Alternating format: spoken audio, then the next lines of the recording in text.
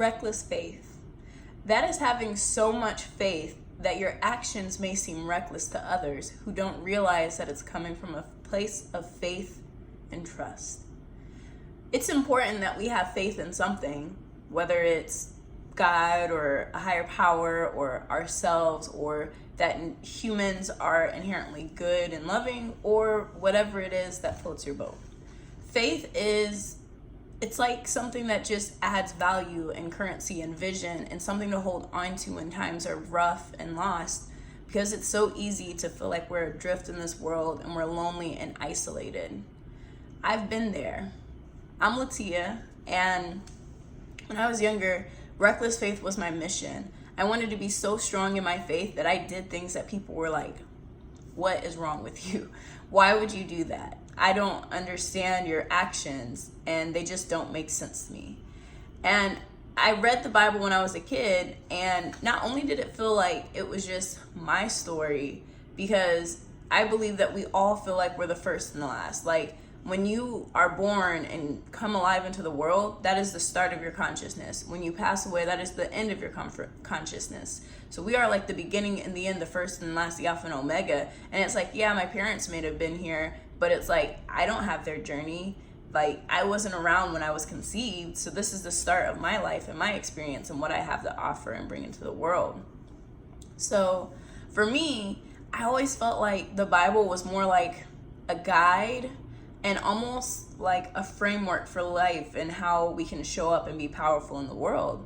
And I guess it's interesting to me because it's like, I believe that God wants us to be happy. An abundant God who wants you to suffer and be dissatisfied, that never made sense. And to have all this, how can the plants and the flowers and the birds and everything in nature be okay and satisfied and taken care of, except for people?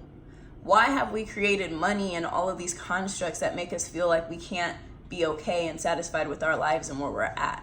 It's like we want to be suffering and miserable and unhappy because we've created these rules and conditions around our happiness. So it's like, I must make X amount of dollars. I must have this many friends. I must have this much power and influence over people. And your soul is bankrupt. You don't feel loved and happy and complete within yourself. You don't realize the power that you have over yourself and your circumstances. So then you become a victim, and we become stuck, and we become weak because it's easier to let everything in life seem bigger than us, but it's not. And it's a choice, and it takes practice, because I have had the ability that I will say something and something will happen. So I was at one of the conferences I went to recently, and I was just like, all these speakers are white. I love them. They're great, doing their thing. I would love to have a black person just on that stage to like look up to and feel like I'm up there too. Black speaker goes on stage, and I'm like, yes, thank you. And then it was like, well, it would be nice if there was a black woman on the stage. Like, that'd be lovely. And so at this last event, there was a black woman on the stage, and I was like, yes, thank you. I'm so grateful. And even something as small as like, I was texting one of my friends that I met at the first, so I've been to 2 conferences recently. The first was Growth, the second Influencer. So I met this man at Growth, and he's amazing and so much fun to talk to. And I made a note to follow up with him on something because he wanted to know someone's name, and I wrote it out. So like on the second or third morning of this event, I'm like going through my journal, checking through things, and I'm like, there's the name of that person. Let me text them and get this off my to-do list, because like I tend to remember a lot of things and write stuff down so I can follow up. And so I follow up with him, and we're just texting a little, and he's like, what are you talking about? And I'm like, remember this person, and blah, blah, blah, tell the story. And he's like, oh yeah, thank you, I appreciate it. So then I'm walking through the room trying to find a seat, and I'm just like, I'm gonna find the perfect seat, it's gonna be great. So I see this like animal print purse, and I'm like, a couple seats from that seems good. So I sit there, and I'm just like getting settled, standing up, dancing, whatever, and all of a sudden I see the person I was text messaging, and I'm like, who knew that we were gonna meet today? And he explains like his journey to getting there, and I was just like, wow, like I was texting you this morning and now I see you. And I've had different experiences where, especially in spaces like that, where it's like It's not work, it's a conference or a meeting of people coming together to be powerful and bold in the world. And in those situations, it's easy for me to be like, I'm going to talk to that person. I'm going to do this thing. This is going to happen. And it happens. But there's a lot less resistance that I have to myself and my power when I'm in those spaces where it's encouraged and it's almost like a clean, sacred space versus when I'm in the world. And that's not to say that I don't have power in the world, because I also have power there. I just don't always feel as intentional or powerful in those spaces. So when it comes to work, that is one of those spaces that I'm resistant to, and I don't feel like I can show up as a whole, sensitive, powerful human being. It's like my faith is strong when I'm out in the world and nothing's at stake. Like, if I don't get sleep, whatever, I can just sleep it off the next day. If I don't eat well now, I can make up for it later. But it feels like at work, there's just a pressure because there's money on the line. There are clients and client relationships and relationships with coworkers, and there's just a lot of pressure. And I'm perfectionist by nature, and I'm trying to move from being perfectionist to being more high quality excellence, because there's a difference between having to sacrifice bits of myself to be successful and showing up as who I am and creating success intentionally. And one of those mindsets for me is like, even money is also one of those areas where my faith falters sometimes, where like I've been able to sell scarves and make money and do different things to get some money, and yet there's like this block that I have to trusting that I can make a lot of money, or that even that like my higher power will like step in and support me. It's like those are the times in which I feel alone with my job and with money. And I'm like, how can I be so faithful that I'll walk in like years ago, I'm like 18, walking around France by myself in the middle of the night, walking around Paris by myself in the middle of the night, walking around in countries where like I can speak French, and but like in places where I am a foreigner and I can be alone and I'm okay. I walked around in the middle of New York City in 2013 that summer, and even now I do it sometimes. And so it's like, how can I have so much faith that my body and my well-being is going to be okay with strangers? Like, I have very few concerns about people harming me or anything bad happening. Like, I just don't. It just doesn't usually cross my mind. And yet at work, where people kind of depend on me, it's hard for me to depend on them and trust that they'll be there for me. In my finances, it's tough for me to trust that I'll make the money from starting a business and doing these things, even though I have people who are like, I want to buy from you, I want to promote you, I want to see you get out into the world and take your message worldwide and inspire all these lives. And yet I still have these reservations where it's like, I mean, yes, I serve a higher power who is almighty and in every molecule and atom in the universe, and can move mountains and make mountains and flood the world or create all these things that are absolutely magnificent. But my finances, I don't know. That's a lot of debt. And I made those choices, so I got to clean it up. Oh, my job, I'm not supposed to be friends with them. I'm supposed to come to work, get stuff done, and be productive. We're not supposed to have good relationships and chopping it up, having fun, kiki, kaha, whatever. It's like, I'm there for a purpose and I have to be professional, especially because like I'm so emotional. Like, part of me is like, I would get on people's nerves if I start saying like all the things that bother me.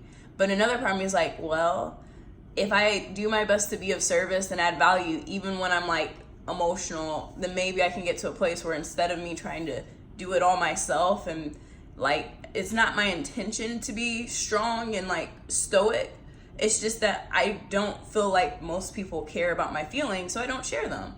And even though my opinions add value and people respond well, it's like, why am I not able to just trust that everything's going to be okay? To trust that people can show up to me, for me, and to trust that like all is well and fine. And I'm still learning and discovering what's causing that. And it's been such a beautiful journey, because I'm like, okay, denying my emotions is not having faith in the God that created me and the designer who gave me life and made me this way. to deny other people and their humanity is to do them a disservice, because maybe I'm the one who needs to give them that space to take off their mask and be free. And just to pretend that I don't see people suffering when I do, like, not everyone, but sometimes it's okay to be there and like ask and just show I really am caring. I may not always seem that way, but it's just a lot easier to be flat at work and to be flat in finances than to really bring my goals and my drive and my desire and passion, because it's easy to get thwarted when things don't work out well or as expected at work, because it's like there's so much pressure. I become like the most brittle version of myself. So even though like it's like, oh, I'm not emotional, I'm like, this is when I'm the most negative on myself, this is when I'm the most intense, this is when I'm the most stressed out. Like outside of work, part of me is like, okay, girl, get your life together. Like you can be more clean, you can like buy furniture for your apartment, like you can sit down, focus, and take these steps. And at work, it's harder for me because it's like, it feels like it's a waste of time to research and plan and learn and grow, because it feels like all they want are the numbers. It's like, we don't care if you know how to do it, just get it done. Like figure it out and get the client happy. Like you don't need to learn it, you don't need to understand everything, but sometimes that understanding is necessary for other things to work out too. But reckless faith is having so much faith in yourself or your higher power or whatever it is that you know the actions you take are going to be fine. So for me, no matter what path I take, I'm going to be successful and my destiny and vision is going to come true, because that's what I was created for. I wasn't created to be down and depressed and dissatisfied with my life. That was not what I was created for. I don't know what you think you were created for, but I don't believe we were created for this misery or shame or frustration. We are created to be joyful and happy. And there are going to be trials and things that show up that frustrate us. We're not going to be happy 24/7. I don't believe that Mary was like, oh, I'm just pregnant, I don't have a husband yet, and everyone is mean to me. I'm just outcast, and this, thank you, Lord. I am so grateful for this. This is wonderful. Like, I don't think so. I feel like she was upset. I feel like Mary, mother of Jesus, got the short end of the stick, and I feel like she felt it sometimes. Because how can you be a single mom, almost not get married, so your husband doesn't even believe that you were faithful to him, and you are now like the mother of the person who's gonna have to sacrifice their life. So you have to watch your first child die and all of these different things. I'm like, I don't believe that was an easy life to live. And I don't believe she was given it, as like punishment, because it's like, now everyone knows who she is. But as you go through your life and these struggles, it's like you have to have faith that there's a bigger purpose, a bigger mission, like something greater than yourself. Even if it's just like, there's a version of myself that's gonna be happier one day from all the actions I'm taking today. We have to stop looking to our past to define us and have faith that the future is so bright and amazing that the best is yet to come. It's going to get better. You can be happy. That relationship is on the way. Whatever it is that you think you can't have, just keep working with it and opening up and being receptive, because it's like we think we need to do these things to get what we want in life. And sometimes you just need to give that love and give that faith and give that trust and just show up as someone who is just like, you know what? I don't have faith that you're going to be there for me. And I know that I need to be of service and to serve you before I expect anything in return. And so even if it doesn't come back from you, I know that by me sowing goodness and love and just wonderful things in this world, it's going to come back. And yeah, sometimes we have to correct people, and we can do it with love. We don't have to be petty and small when we are speaking to other people. We can treat them as adults and humans capable of change and honoring their souls.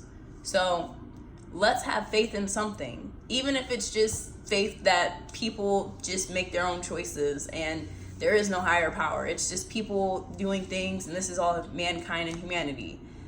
I believe that you can't escape the fact that there was a creative force, and you can't escape the fact that we do have choices. So even though there's a higher power, let's not keep sitting back waiting for signs, and let's just take action and wait for the signs to show up, and let's learn to correct ourselves, and let's learn to see okay, that's not who I thought I was. And maybe that's who I am. And let's just have fun, because we are not meant to be miserable in this earth. I don't believe it.